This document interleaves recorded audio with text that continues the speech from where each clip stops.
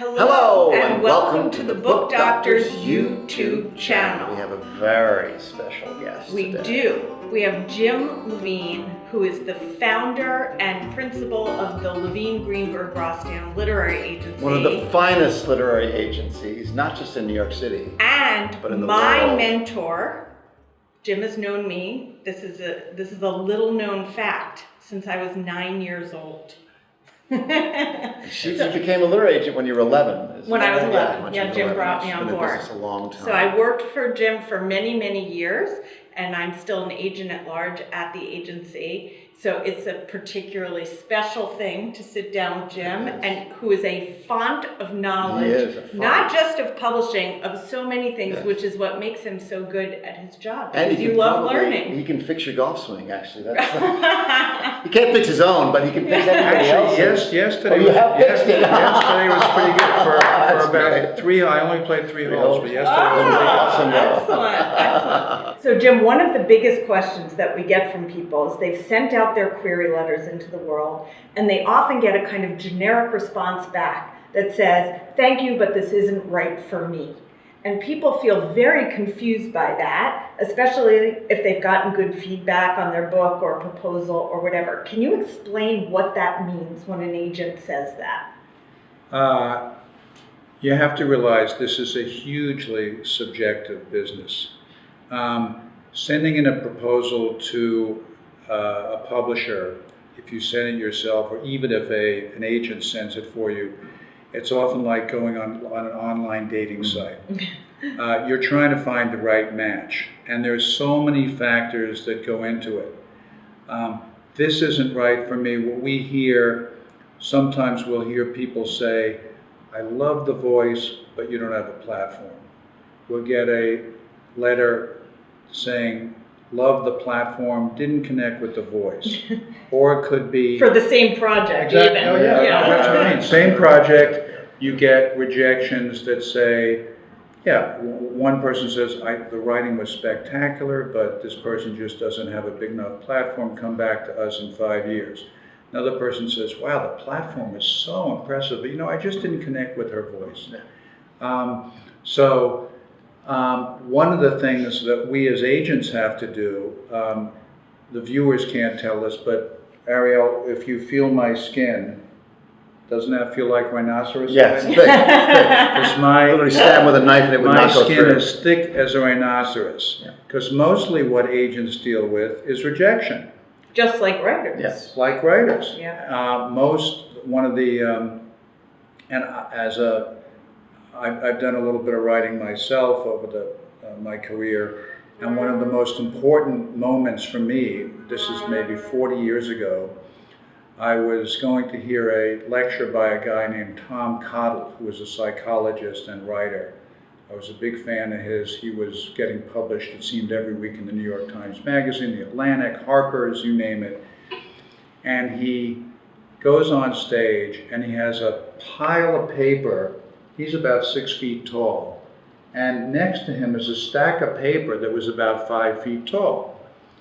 And what he said is, "I just want you to know, I have taped together, these are all the rejection letters Wow. I've received. It may look like it's easy and I'm getting published all the time. What you don't see are the rejections that I get every day." So first of all, writers need to have a thick skin, your agent needs to have a thick skin. You just need to be persistent. There are so many projects we have that it only takes one. It takes just like a dating site. Mm-hmm. It takes the one right person who is crazy for you and is going to support you for this book, and hopefully for your career. And finding agents are like matchmakers for dating sites, but they're finding the match they want to find an editor who falls in love with your work. Not necessarily with you personally to marry, but who really truly falls in love with your work, really wants to get behind it, wants to get everybody in their publishing house behind it, on board to support it. And it's a business of passion. It's not rational. So how do you know when something is right for you?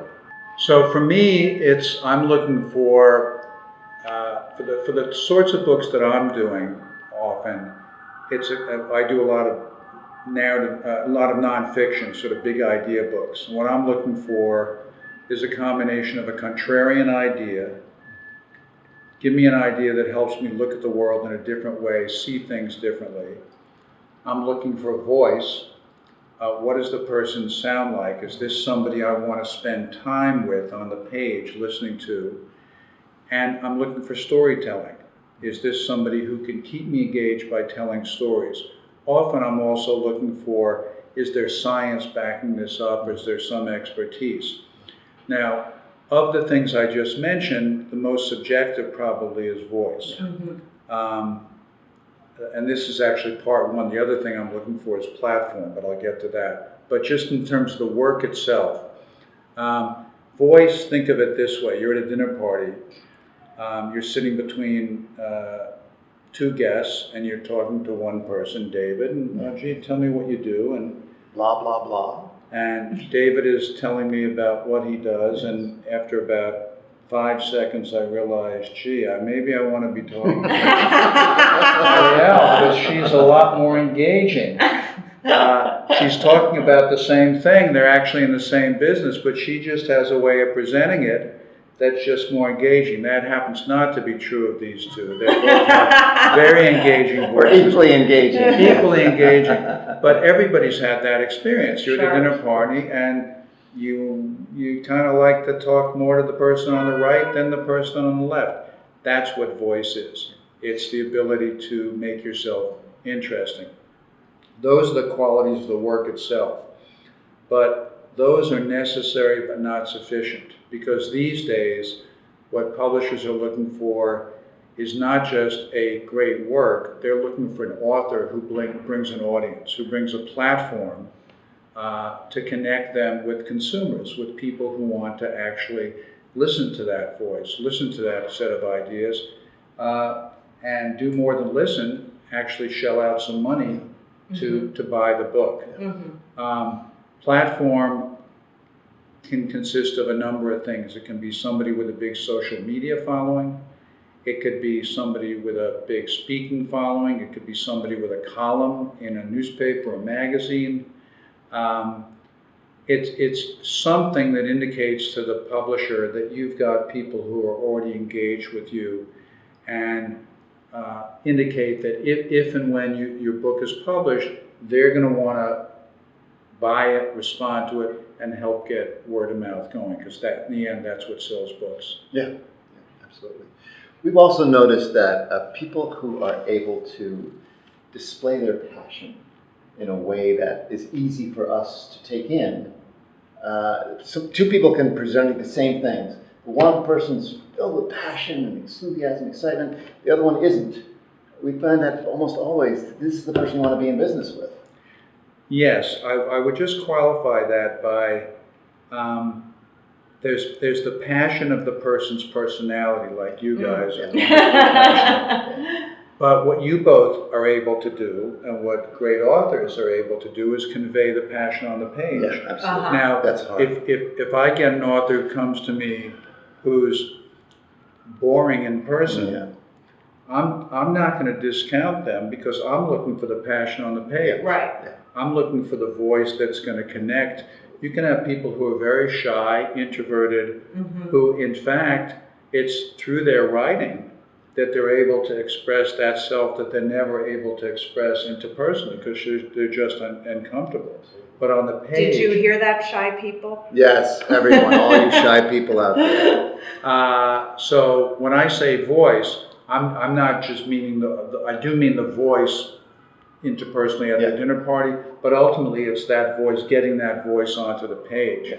But what I'm often listening, when I'm meeting somebody, is I'm listening for, is there a voice there? Could I help them, steer them to get that on the page? And if I can do that, maybe we have a book that can work. Because we also get people who pitch us, and they're great in person, and they're just fantastic, and then you read the thing and you're like, oh no, not able to translate that. It's hard to do. Absolutely, and we see that all the time. You get pitches that are great, they've got a great hook, great hype, but a page or two into it and you realize, not so much there. Right.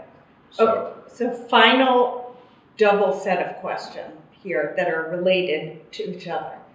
Query letters are one of the things that we get the most questions about for people who don't have a referral or just a blind query. And there are certain things that you see all the time that are mistakes that people make, and certain things that you see that make, regardless of whether they may have a small platform at this point or just an expertise or what have you, but that make you pause and read the rest of the letter. Can you tell us what are some of the things that are just, please do not do this, and some of the things that really have caught your eye over the years? again, it's not unlike that dinner conversation. You have 1 second to make an impression on somebody. If your dinner companion or the person sending the letter says, I've just written the greatest novel in the history of the universe, you're kind of rolling your eyes. Yeah. Right. This is the next Harry Potter and Hunger Games rolled into one with a little Eat, Pray, Love, maybe. Yeah. Maybe not. If the person just said, I just had the most unusual adventure going diving cage-free with great white sharks off the coast of an island off South America. I don't know if anybody would be interested in it. What do you think? You know, that's a combination of it's not self-aggrandizing. Right. Yeah. Some humility there. Humility, but with a whoa. I haven't done that sort of. I haven't gone diving like that at least in the last year. So maybe I'd love to speak to somebody else who has. So I think it's brevity is important. The goal of the first sentence of the pitch letter is to get the person willing to read the second sentence. The goal of the second sentence is to get them to read the third sentence. You want to convey that you have an interesting idea, you're a reasonable person, not a wacko, and that you'd be receptive, interesting to work with, and hopefully fun to work with. Great. Excellent. Well, thank you Hold so on, much. one last question. Sorry. What advice do you have for writers? My advice for writers would be hang in there. This is really tough. Yeah. It's a very tough business. If you're really passionate about what you want to do, it takes more than passion. It takes work. It will take a lot of rejection. Take a book like The Wizard of Oz, which everybody knows and has grown up with. Frank Baum, they never got a publisher. That book was rejected and was self-published. You can go through the history of works that we now consider classic bestsellers that everybody knows and loves that were rejected. So the first thing about being a writer, that you need to be able to put your whole self into it. And at the same time, you need to be able to detach from it and not take it personally when people reject you. And not take it as them rejecting you as a person. They're rejecting your work. For whatever reasons they have, they are human beings, they're fallible just like you. Think of all the agents and publishers who turned down J.K. Rowling. Oh, yeah. I mean, Right. They kick themselves every day. So, but we would never, if we were approached by either Ariel Eckstad or David Henry Stereo's writers, reject them because they bring to the table, both in their personalities, their personas, and on the page, everything that every aspiring writer should try for. There you go. That's why we love. We'll end How can there, we not end with that? obviously. All right. Thank you so Thanks much, Jim. Jen. See you at the bookstore. And I should say, I've had the privilege of knowing Ariel since she was 9 years old. And when my daughter first said to me that Ariel might be interested in switching jobs and thinking about becoming an agent, I knew right away that Ariel had everything it took, because I knew even as a 9-year-old, and knowing her as she was growing up, that she was really smart, really interesting, really curious about lots of different things, and she also knew there was a bottom line, that people had to make a living, that it was great to be interested in things, but at some point one had to turn one's interests and passions into something that would actually sell, and that's what made her such a brilliant agent from day one. And she wears great glasses too, so there's that also. Well, thank you, Jim. I appreciate it. Thanks, All Jim. true.